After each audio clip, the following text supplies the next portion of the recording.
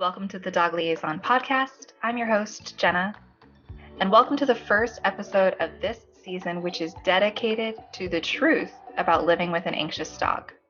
See, living with an anxious dog is a very unique circumstance. It's not one that many dog guardians can understand. But if you're listening to this podcast, I suspect you do. I suspect that you're actually feeling a little isolated right now because perhaps your friends and your family or your other doggy friend network, they don't quite understand what your experience is with your dog. They don't quite understand that your dog is traumatized every single time he walks out his front door. And as a result of that, you become triggered. You become emotionally and physically and mentally overwhelmed. Simply walking at your front door with your dog is now a 5-step multi-processed thing that you never really expected when you got your dog. And maybe it's not necessarily walking out your front door with your dog. Maybe it's walking out your front door without your dog. You can't even do that because your dog has separation anxiety. And if you leave your dog alone, you're putting your dog through a panic attack. And you're going to have to deal with the aftermath of that once you finally walk home. This can feel pretty isolating. This can feel like there's no other dog guardians or no other people in the universe that truly understand what you're going through. But my hope with this podcast is that you don't feel so alone. I understand that this podcast is not going to get a cajillion and one viewers and listeners every week. I understand that this podcast is not going to be everybody's most relatable thing. But for the folks who do listen to this podcast, it's going to feel like a sanctuary. It's going to feel like you found your community, like you found your people who understand what your experience is. And this episode in particular, I really want it to be a bit of a mindset shift. What I really want to do is support your mental health. What I really want to do is reorganize your thoughts a little bit so that you feel more prepared and ready for action. Okay. But first, let me start this off with a little bit of a story. This is not a story that I talk about very often. Most people don't even know this story, but I felt like it was important to start this podcast off with this story because I want you to understand my why.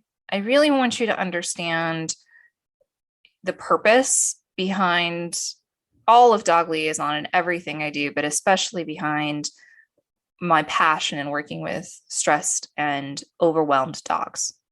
So growing up, I had a dog named Chase, and he unfortunately displayed a lot of aggression towards me. We got him when I was about 12, I think. And basically from the time I was like 13-ish to the time that he passed, he would run up the stairs and attack me. And yes, I mean, quite literally, he would run up the stairs. He would be like sitting on top of my mom's chair, and I would call down and see like, is Chase out? Because at that point it became a thing where like I couldn't be around him, especially at night, or else he would just attack me. And so I would call down the stairs and I would say, is Chase out? And if he was out, he would hear me calling down and he would leap off my mom's chair, race up the stairs, find me, and aggress towards me. And this was really hard for me to wrap my head around, especially because another component of this story, which I think is a very major component, was that I showed Chase. So I grew up showing dogs, and Chase was my very first dog that I showed. And so I didn't understand how we could have this relationship in the ring. I could give him treats. He could give me kisses in the ring. But we would get home and it was like our relationship didn't exist. It was like we didn't know each other. And he had absolutely no trust in me, and I had absolutely no trust in him. And it turned into him starting to aggress towards other people as well. And the long and short of it is that eventually he was behaviorally euthanized at the age of 6. And Chase never really got the support that he needed. We didn't have the skills, we didn't have the knowledge, we didn't have the understanding that Chase required. And Chase really deserved a more compassionate, science-backed approach. But, in 2006, 2007, 2008-ish, the world was just full of misinformation. And we were doing alpha rolls to him, and I had to show him who, quote unquote, the boss was. And it was just a ton of malarkey. And he never really got the support that he desired. So fast forward to I think it was about that time, probably about 3.5 years into my professional training career. And I was driving to someone's house. I was meeting them with a client. I was driving up this big, long hill. And it just hit me. It just absolutely hit me that I was not doing what I was supposed to be doing in life. Yes, I was driving to this person's house. Yes, I was going to be helping them train their dog. And their dog was like mildly reactive. Okay. But I just like suddenly had this epiphany that I was not actually living my purpose. I thought I was, because here I was training dogs, but there was a major, major, major flaw in my strategy. And that was that I was not making the information accessible to the people who actually needed it. What I realized was that if my parents had had access to the information that I had at that point, Chase's life would have looked vastly different. If Chase had been provided the right resources, if my parents had access to those science-backed resources, Chase's life would have looked vastly different. My life growing up with Chase would have looked vastly different. And here I was driving to someone's house and really not making the information that I had in my head accessible to people. As soon as I realized that, I couldn't unrealize it. It was like it hit me, and I was like, I have to change this. Like, I have to move where I can be more accessible. And at that point, I didn't really know what that meant. I knew it meant the internet. I was like, I know that means I need to make information on the internet, because that is the easiest way to make information accessible, right? But I had like no idea how I was going to pull that off, because like, how do you do dog training online, right? Like, what in the world? And of course, this was pre-2020. So there's that. But I had this epiphany and I couldn't turn back. I just decided, like, I'm not living my purpose anymore. I am training dogs, but I am not working with the guardians who actually need it. And it is the guardians who are going to change the dogs' lives, not me. It is the guardians who are going to live with their dogs, not me. It's not up to me to work with the dogs. It's not up to me to be, the dog whisperer. It is up to me to empower guardians to be their dog's head trainer. That is the main why, because I want to make information accessible to you. I want you to feel empowered. I want you to know that you are fully capable, that there is no secret sauce that only trainers have. There is no secret ingredient or secret formula that I know that you are incapable of learning yourself. I want you to feel empowered. And that is my job. That is everything I do. That is my YouTube channel. That is my podcast. That is my Instagram. That is my program. Everything I do is with the mission to empower guardians and to coach guardians to not need a trainer. And I think that one of the things that has occurred as a result of the dog training culture is that you feel reliant on trainers. You feel that you need to have someone telling you what to do, when to do, how to do it. And in fact, you're almost put in this position where if you're not consulting someone's advice, if you're not consulting a professional's advice, then that makes you ignorant. That makes you stupid. That makes you, blind. It's almost like you are told that you have to get my validation. But in case no one has told you, if you ever feel that your gut is telling you something, but you need to get it validated by a professional. Instead of assuming that's right, I want you to ask, why do I feel that way? Why do I feel inadequate? Do I actually have knowledge that I'm doubting? Or are there pieces of information that I'm missing and I need to go seek out? But why do I feel like I have to get my intuition validated by someone else? When I'm the person who was living with my dog, I'm the person who knows my dog better than anyone else. I'm the person who loves my dog. I'm the person who has built a relationship with my dog. Why should I go seek out a third party for their validation? And I want to be very clear. I'm not saying that sometimes getting more information isn't required, but I'm a firm believer that your intuition is stronger than you realize. I'm a firm believer that your intuition is working on a subconscious level with data. Even if you aren't able to articulate what that data is, even if you don't exactly know why you feel that way, your intuition is telling you something for a reason. And really, your coach should be helping you articulate those reasons, not giving them to you. That's the difference. When you seek out a trainer, it shouldn't be to have them tell you the answers. It should be for them to be able to help you articulate the answer that's already inside you.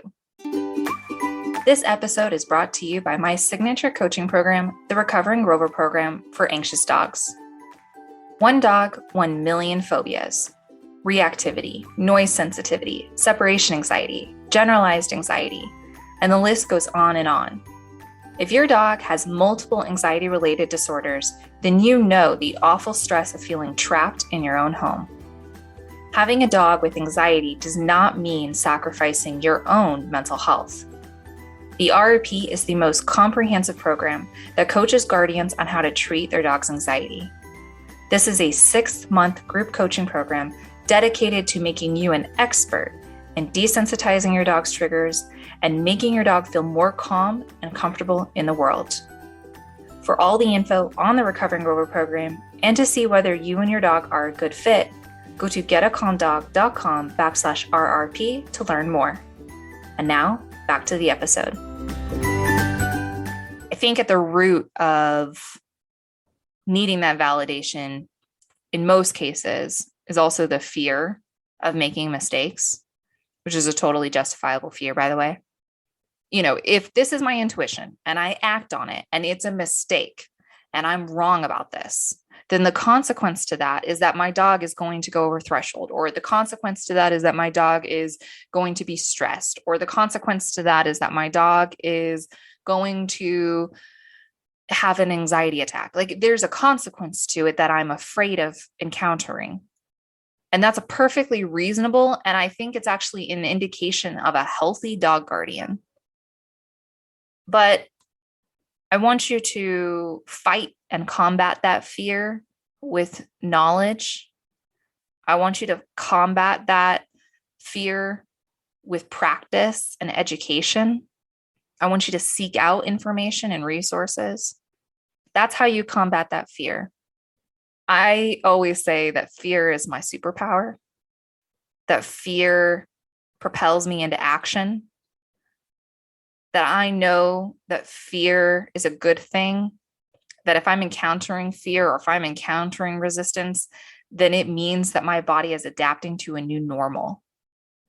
This is the mindset shift, one of the mindset shifts that we're going to talk about today. When you think about your relationship with your dog and you think about an inaction that you're taking right now, I want you to see if at the root of it is some sort of fear. And maybe it's not a fear that I've necessarily said in this episode. Maybe it's some other fear that you know of. But if it's rooted in some sort of concern, alarm, if that's true, then the mindset shift I want you to take today is that you can use that fear for good. That fear that you're feeling is right. That it tells you that your body is adapting to a new normal. It's pushing you through a fight, flight, or freeze mode. And you have to decide, are you going to fight through this? Are you going to make sure that your body can adapt and make something more systematic moving forward? Fear is our superpower. It's not something to be shunned. It's not even really something to overcome. It's a tool to use that most species come equipped with. It's information.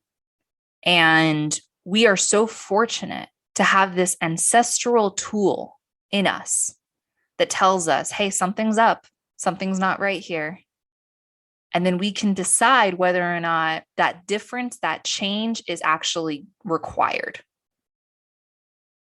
So if at the root of you needing validation from a trainer, if at the root of you being concerned about your environment, if at the root of you not wanting to get a trainer at all, if at the root of all of that is some sort of fear, I propose to you that you should be using that fear and using it to push through change and adapt to the new normal.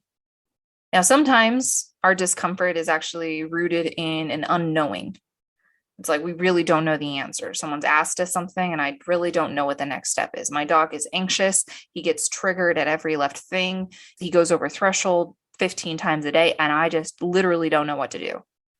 What that tells you is you don't need necessarily a trainer to tell you what you need to do. You need a process.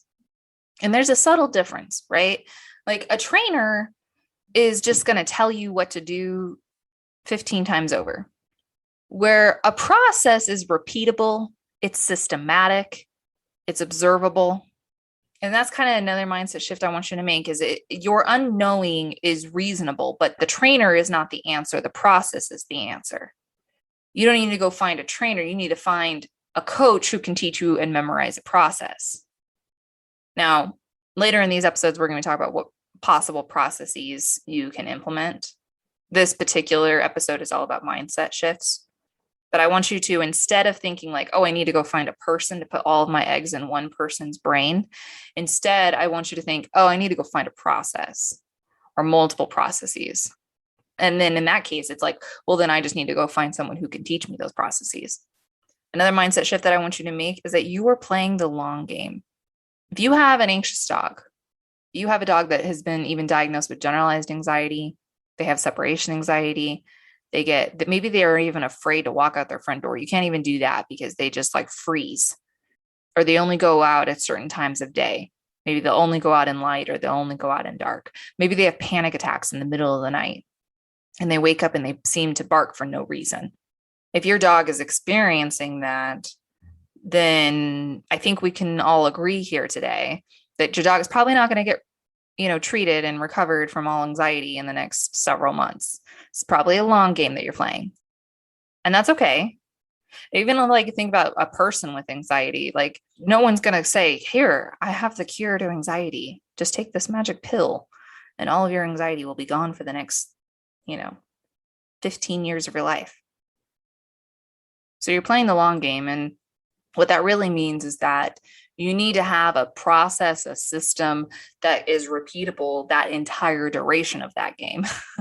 It's not just a short-term fix, but it is going to stick around for a little while. It's going to be here for a while. And it also comes down to, so what if you had a bad day? So what if you even had a bad week? The truth of the matter is that in the grand scheme of things, the recovery journey for you and your dog is pretty significant. And so one little week is but a blink. And it doesn't mean it's not painful. It doesn't mean it doesn't suck, but it just means that you can afford to just like stop and like reset and everything will be okay moving forward. Give yourself that grace. Don't assume that like, oh my God, we're a whole like 7-10 days into a plateau or all 7-10 days into a, trigger stacking situation. Well, it's okay. You got time. We can hit the reset button. We can take a couple days off. It's going to be all right. We got nothing but time. You're living a life with your dog, man. And your dog has got several years ahead of him. So there's no worries about 1 week. I also want you to know that this journey is going to require a lot of energy from you. It's going to require a lot of emotions. It's going to require a lot of thinking. It's going to even require a little bit of physical capacity. It's going to require a lot. And that's asking a lot. It is. And this is another thing that we talked about at the beginning of the episode, which is like other people don't realize how much you're actually giving your dog right now. They really don't fathom the effort involved. And it's unfair, to be honest. It's unfair that you were told by dog culture that you can just, pick up a puppy, or you just go down to the rescue and you just select a dog off the shelf and take it home, and it's just going to be able to live its happy life with you and do everything you want. When if all you do is just a couple of weeks of training, all of your problems will be solved for the next 15 years. That was the lie that you were told. And what you ended up getting was a basket case. What you ended up getting was the antithesis of an easy dog.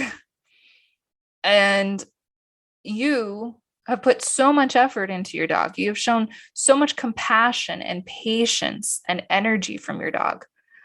And it's unfair. And I really sympathize.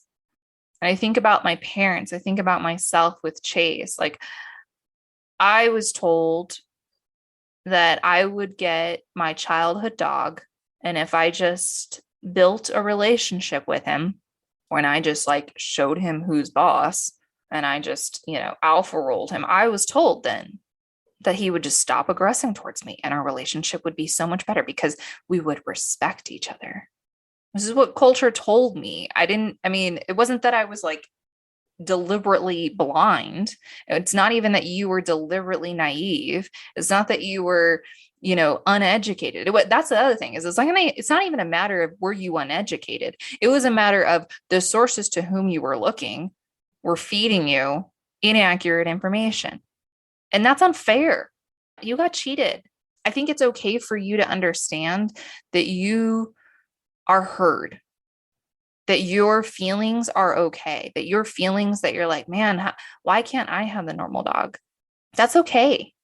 But I also know that this dog is going to give you so much clarity around dogs everywhere else in your life.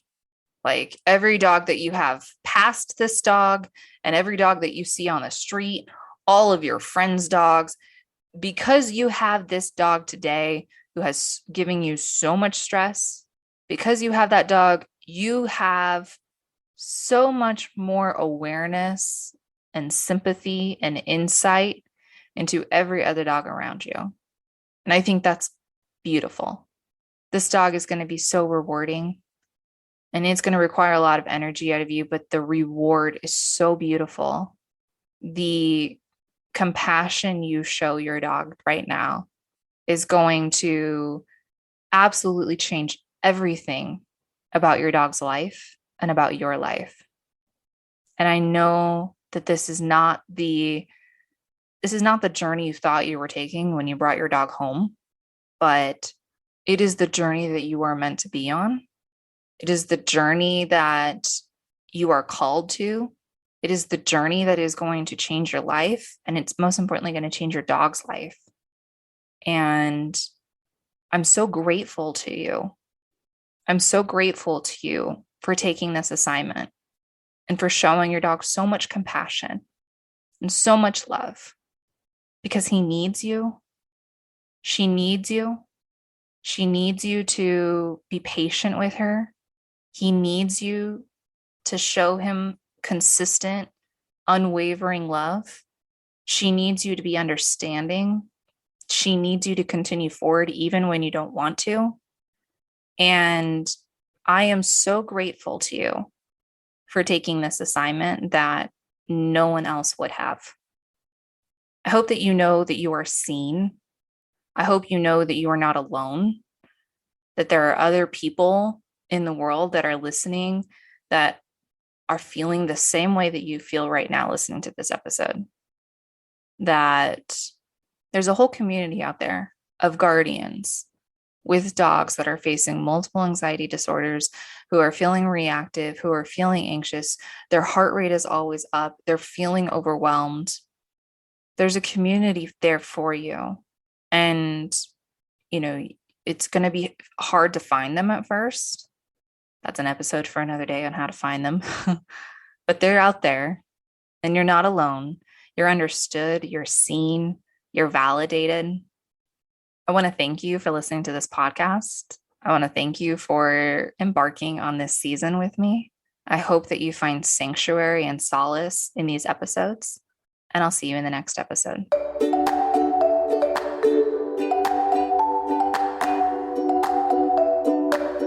Thank you for listening to this episode of the Dog Liaison Podcast.